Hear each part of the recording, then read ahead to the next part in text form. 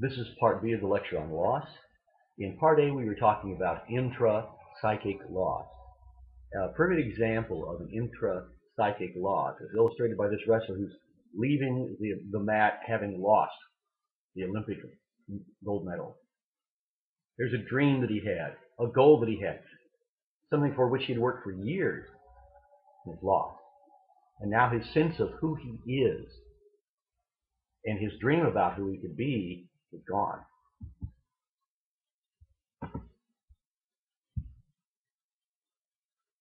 When dealing with people who have experienced a loss, or to help them get at that loss, there are some questions you can ask. For example, has the way in which you view yourself changed recently? A person comes to you, they are demonstrating the symptoms of being in a crisis, but they haven't been in a car accident, they haven't lost anyone by death, they haven't been critically ill recently, they haven't gone through a divorce, but they're clearly depressed, they're exhibiting symptoms that say my resources to cope are overwhelmed. You could ask them, has the way in which you view yourself changed recently? Is there something that's happened so that you no longer see yourself as you once did?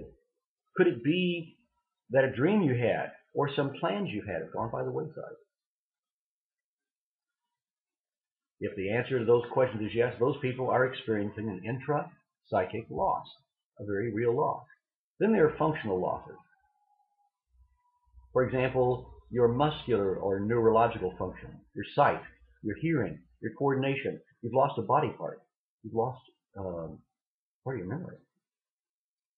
Those are functional losses and genuine losses that will lead to crisis if the person feels overwhelmed by it. For example, imagine losing your sight. Try closing your eyes for just a few minutes and functioning without that. Now imagine doing that for all of your life. Recently, my wife underwent a surgery on near her eye, and for 13 days this eye was completely covered. Now, she still had the use of the other eye, but even with one eye bandage, her vision was impaired. She had no depth perception. There were things that she could not do very well, and just that alone created a sense of loss in her life, even though it was temporary, even though she knew the bandage was going to come off, she was going to be better. There was a functional loss there. Now imagine losing sight in both of your eyes. The functional loss may come from a diagnosis. The doctor tells you you have cancer, and we're going to have to do surgery. And for a woman, we're going to have to do a radical mastectomy. The doctor tells a man, we're going to have to do some surgeries that are going to change you forever. Your sense of being a male, of being a man, are going to change. Or a disability that produces a chronic illness so that you are impaired all the time. Those are functional losses. Now, understand that sometimes the opposite can be true. Sometimes good health can be a curse. Good health is not necessarily always a blessing. What if you're in good health, but you're 80 years old and your wife has a deteriorating mental condition with Alzheimer's disease? Your siblings and others that you know you used to do things with are in deteriorating health or have died. But you feel well, you're active, your mind is sharp, you're able to do pretty much whatever you want to do. But everybody that you would do it with is either ill or dead.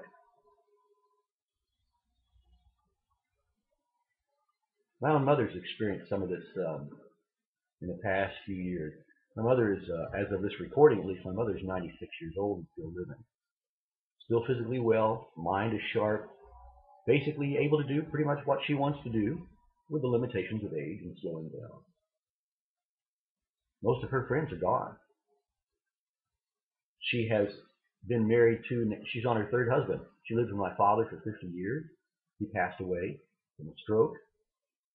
She was widowed for a couple of years. She remarried another gentleman. He died after 3 years of their marriage. She was widowed again for a couple of years. She's been married to this man now for over 10 years. But most of the people two of the men that she loved are gone. Many of the people that she knew are gone. And many of the people with whom she once socialized are no longer able to function.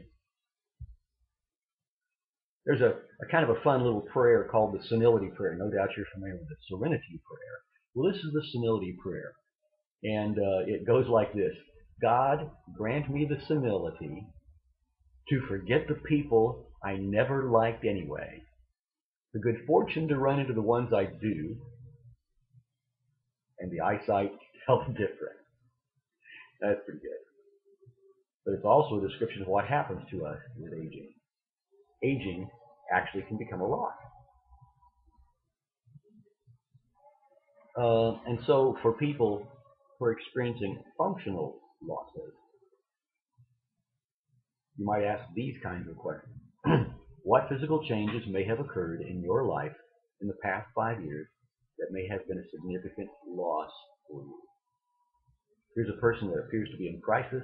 Their coping mechanisms seem to be overwhelmed. Their appraisal is that they're in crisis, that they haven't gone through the traditional losses that you would expect, but maybe something that's happened to them physically that has in fact changed their life, changed their ability to deal with things, and that may be where you need to go in your discussion with them. So you ask them the question, simply, what physical changes have occurred that have changed, that may have been a significant change in your life? Another form of loss that's very real is role loss, the loss of a role in life. Let me describe a scenario for you. Mr. and Mrs. Jones have been married since they were very young. They've basically spent their lives, the first 10 years of their lives together. Much of their time was spent together. They went on vacations together. They did hobbies together. They traveled together. Whenever they did anything, it was always together. His job was allowed him lots of free time. He worked 8 to 5. He had his evenings and his weekends. They had both grown up in that community. They had lots of friends. They went to the same church they'd gone to since childhood. They belonged to clubs. They were active in the community. Now, Mr. Jones gets offered an opportunity for promotion. But the promotion involves a transfer. They're going to have to move 1,000 miles across the country. So he takes the job, of course. In America, if you're offered more money, you always take it, right? Because there's nothing more important than making more money in America. Suddenly, Mrs. Jones is in a community she doesn't know. She has no friends. She has no connections. She hasn't grown up there. She doesn't have any childhood memories of that place. She doesn't have a social circle of ladies. The churches aren't like their church, and they kind of float from one place to another, one church to another. She has trouble connecting with the neighbors. They're all working and busy and active and don't really have time to talk to her. And because of his new position, Mr. Jones is gone a lot. He travels constantly. He's gone on weekends for work. He's gone at night for work. Sometimes he's gone an entire week on the road, which leaves her suddenly lost in this town she doesn't know, with people she doesn't know, and a husband who's absent. She becomes depressed, and in reality is probably in crisis. But she can't tell her husband that because this is a great opportunity for him. She can't say, I expect you, to just give it all up and move back home. Can't do that. Got the money now. There's a very real loss. The same thing can happen when you're demoted, when you're right-sized or re-engineered or downsized, all of which is just buzzwords for other jobs. graduation. It's a dramatic change, particularly for college students when they move from perhaps they've been a student all their lives, grade school, high school, college, and now for the first time they have a whole new identity as an adult, as a working adult. If people come to you and they do not seem to have the obvious losses in their lives, but they're clearly in crisis, you might want to ask, in what way have any of your roles changed recently? Or how did this change your life, and how do you view yourself now as a result of this change? This ends part B of this lecture. Please download part C, and we'll continue talking about the loss of life.